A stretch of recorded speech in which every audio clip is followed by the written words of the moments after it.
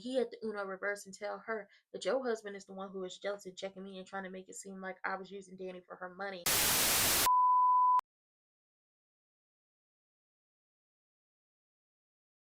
Lawful wedded husband. To be my... Bertine. Not Bertine's heart. With a tramp like you? Well, I know it hurts being third rate, but aren't you accustomed to it yet? Oh, Robin, I see. I myself the slut of Springfield! Son of a bitch in here. I found out myself what love is all about. Hey everybody, it's me, Nikki. When I tell you I knew she was a scammer, I knew she was a scammer. I just did not know what her connection to Randy was, or as somebody like to call him, Sam.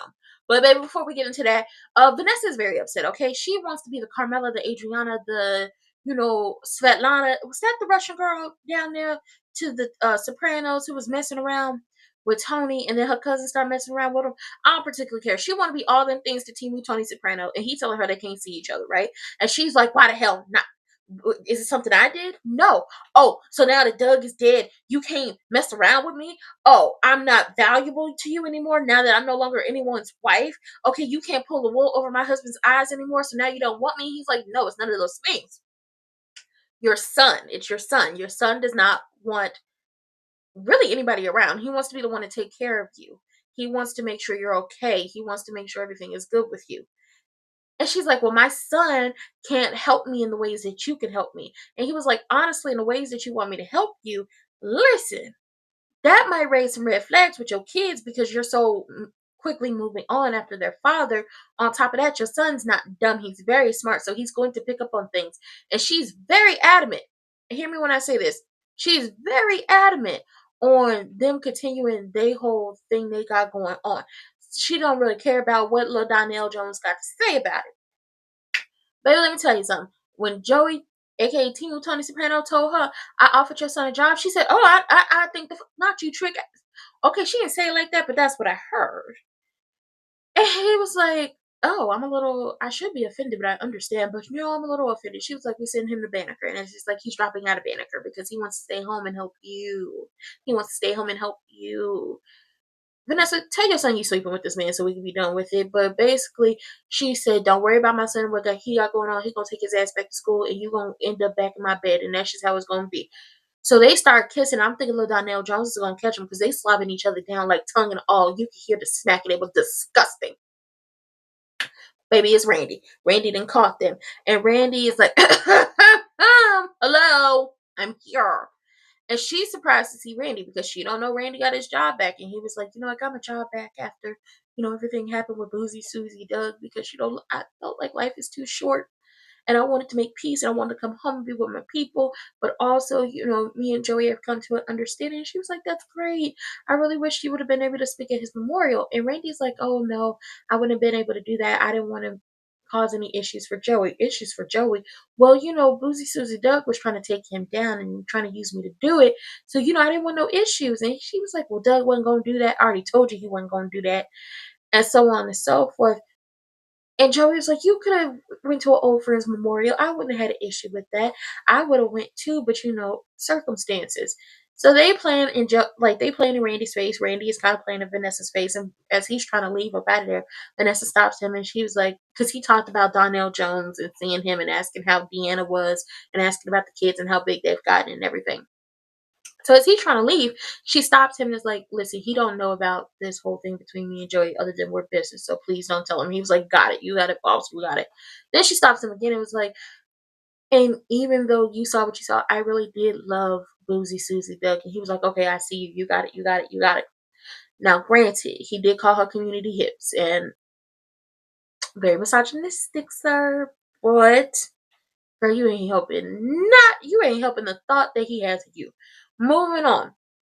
Miss Anita didn't invite her celebrity impersonator for Thanksgiving.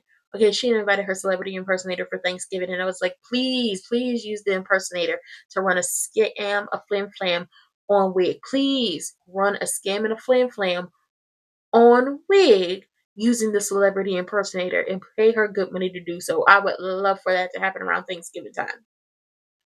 But Daddy Dupree was like, one of you is enough. Okay, I can barely handle you. How am I gonna handle multiple yous?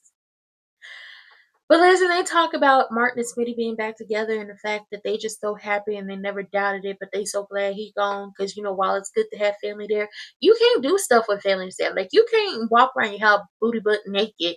Okay, you can't read a book booty butt naked. Like there are some things you just want to do in your house, honestly, and be honest. Sometimes you want to just walk around the house in your birthday suit, and you can't do that if you got people over. Okay, it's very inappropriate to do that when people are over. So you can't do that. And they two grown consented adults and they married and they want to do other stuff, but they can't once again do it when people are over. And now they just really want to have a quiet night in and eat dinner and everything, but then the construction starts. So baby, where they head down to, they head to Orphy Jeans. And he called ahead and had them clear it out so it could just be the two of them. And they eat and they dance. And the song they played when they were dancing, it had a little, okay, like Blue Light in the Basement. I liked it. I was like, let me know what that song was. I enjoyed that moment. But Daddy Dupree gets to meet June for the first time. Now June is slowly meeting everybody in the family. I think she has yet to meet Kat. She's yet to meet Andre and Danny, and I think she is yet to meet Evil Genuine. Other than that, she's basically met all of Dupree Richardson family. She's also yet to meet Eva. I forgot about her. But she called him the mayor. And, Miss Anita was like, oh, he's a senator. She was like, no, I know that. But the other wait staff calls him the mayor of Orphy Jeans. And I said, he spent a lot of time at Orphy Jeans.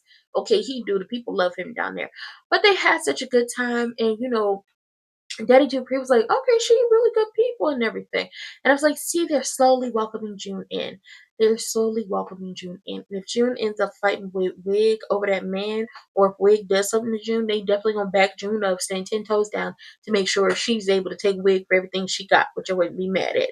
I'm just being honest, just being real. Wig is on my last nerve sometimes. Speaking of the June of it all, Martin and Smitty sit down with the kids and let them know that Martin will be moving back in the house as long as they're comfortable with it. Of course they are. Sabbatical was like, y'all should have listened to me ages ago. I don't know what y'all thought this was. And Martin and Smitty end up talking when the kids go upstairs about the whole Joey Armstrong, aka Tony Soprano of it all. And they're not going to tell them about the favor that I'm going to say they owe him, or how he did what he did to the bigoted busboy. They're just not going to do it. And when it comes to Team Tony Soprano, right now they're under the guise of he just likes having a favor in his back pocket. They don't want to owe him a favor, but it was going to be anything they needed to do to make sure Chelsea got home safely. So if he calls in the favor, everybody in the family is going to be included and they're going to figure out how to get the hell away from this situation. But if not, just survey the scene and be careful. So when they're down to, dinner, they talk about Chelsea and how if Chelsea doesn't blame Samantha for crazy calling in to the live, then Samantha shouldn't blame herself either. And Smitty apologizes for everything that happened with June. And it was basically the situation of he felt like in the midst of him and Martin fighting and arguing and being on the outs, if the kids got close to June, he would lose them too. But they let him know that would never happen. That was never going to happen.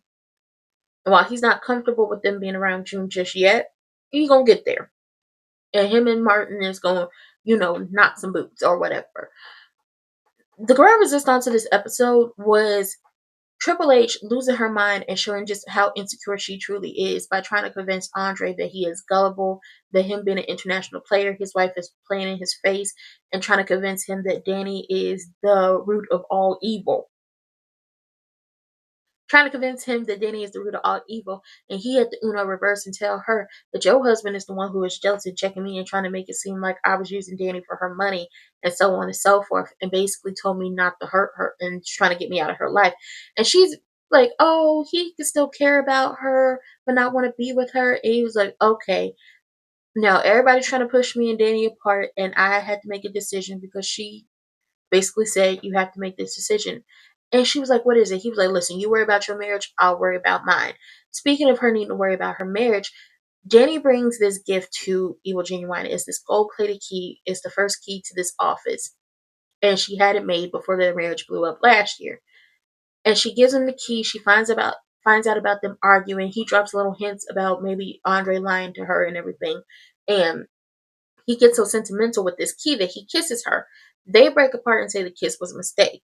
But Triple H saw them kiss. So now she's pissed off. Danny goes to Uptown and Andre was like, I made my decision. I want to stay married to you. And now she needs to tell the truth about the kiss, honestly. But Triple H, this is where I said I knew she was a scammer. She goes down to the casino. Randy is her cousin. And she's like, after everything she done laid down for Evil Genuine, for him to do her like this, it's time to pull his legs from up under him. She's a gutter snipe. And I'm trying to figure out how snipe is her gutter. How gutter is her snipe? Because she's a scammer. She is. I told y'all she was.